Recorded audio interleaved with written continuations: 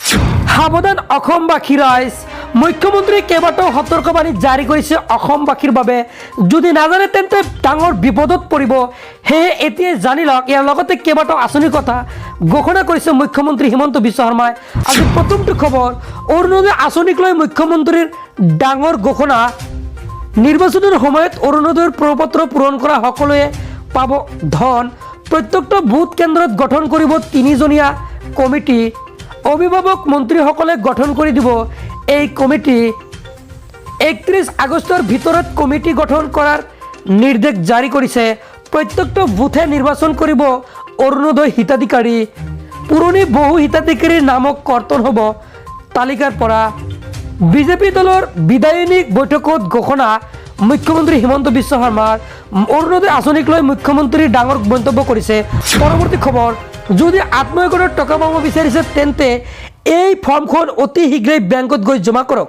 The branch manager, বেংকৰ নাম, এইসমূহ আপুনি একাউণ্ট নম্বৰ, তাৰপিছত আপোনাৰ নাম, তাৰপিছত আপুনি যি আপোনাৰ স্বাক্ষৰ, সেই স্বাক্ষৰ আপুনি দিব লাগিব। তাৰপিছত নেম, এইসমূহ আপুনি লিখি আপোনাৰ যি ওচৰত থকা বেংক একাউণ্টৰ যি আপোনাৰ য'ৰ পৰা একাউণ্ট খুলিছে আপুনি সেই বেংকত গৈ জমা দিলেই লাভ কৰিব 10,000 কোটি টকা। আৰু এটা ডেট ঘোষণা কৰি দিব, সেই ডেটত কিন্তু 10,000 কোটি টকা সোমাই পৰিব। পৰৱৰ্তী খবৰ, মাটি বাৰী ক্ৰয়ৰ সন্দৰ্ভত মুখ্যমন্ত্ৰীৰ ডাঙৰ ঘোষণা। হিন্দুৰ মাটি ক্ৰয় কৰিবলৈ মুছলমানে ল'ব লাগিব এতিয়াৰে পৰা অনুমতি। একেদৰে মুছলমানৰ মাটি হিন্দুৱে ক্ৰয় কৰিবলৈও ল'ব লাগিব অনুমতি।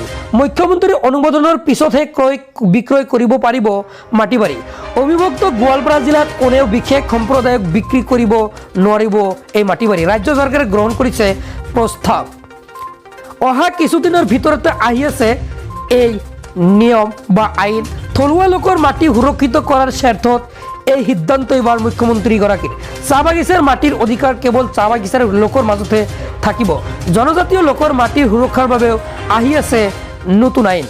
বৰপেটা, বৰদোৱা, মাজুলী ভূমি থলুৱা লোকৰ সংৰক্ষণৰ বাবে গ্ৰহণ কৰিব ব্যৱস্থা। মাটি বাৰী ক্ৰয় সন্দৰ্ভত মুখ্যমন্ত্ৰীৰ ডাঙৰ মন্তব্য।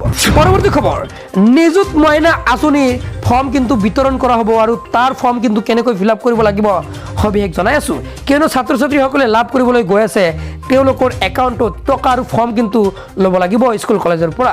ইয়াতে লক্ষ্য কৰিব পাৰিছে এপিয়াৰিং ফৰ ক্লাছ 10 এক্সামিনেশ্যন আৰু তাৰপিছত নেম অফ এডুকেশ্যনেল ইনষ্টিটিউট, অৰ্থাৎ কি পাছ কৰিছে দিব লাগিব আৰু কোনটো স্কুল বা কলেজৰ পৰা দিব লাগিব। তাৰপিছত হায়াৰ ছেকেণ্ডাৰী, তাৰপিছত ডিগ্ৰী, এনেকৈ কিন্তু দিব লাগিব ছাত্ৰ ছাত্ৰীসকলে। আৰু শেষত চাব এছ কিমান বয়স আছিলে সেই হিচাপত দিব লাগিব। তাৰপিছত শেষত ফোন নম্বৰ চাব, বক্স আছে 10টা বক্স, আপুনি ফোন নম্বৰ বহুৱাই দিব।